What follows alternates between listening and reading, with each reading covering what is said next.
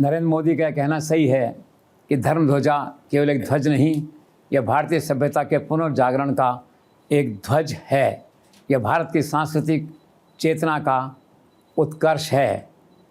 कई वर्ष पूर्व जब नरेंद्र मोदी ने राम मंदिर निर्माण का वचन लिया था, प्रण लिया था, यज्ञ किया था, यह समारोह उसकी एक पूर्ण आहुति है। नरेंद्र मोदी जिस भाव विभोर भंगिमा के साथ मोहन भागवत और योगी के साथ ध्वज को ऊपर चढ़ता हुआ देख रहे थे, तो उस समय ऐसा लगा कि भगवान राम की आत्मा का इनमें वास हो गया है। और एक प्रकार से समारोह का आभामंडल ऐसा था, नरेंद्र मोदी का आभामंडल ऐसा था, ये लगा कि भगवान राम खुद उन्हें आशीर्वाद देकर उनका राज्याभिषेक कर रहे हैं। कुल मिलाकर कहने का तात्पर्य ये है कि नरेंद्र मोदी अब भारत के इतिहास का एक पन्ना बन गए हैं, एक हिस्सा बन गए हैं जो सदियों तक याद रखा जाएगा। समारोह के बाहर खड़े एक व्यक्ति ने, एक कोई टैक्सी ड्राइवर था, मुझे किसी ने बताया, उसने ये वहाँ पे ये कमेंट किया कि जब तक सूरज चाँद रहेगा नरेंद्र मोदी का यहाँ नाम रहेगा।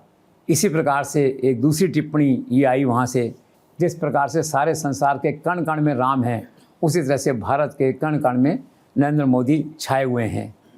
तो क्या है कि with this single emotional speech Narendra Modi once again has become the hero of the nation and has won the heart and soul of 140 crore Indian minds.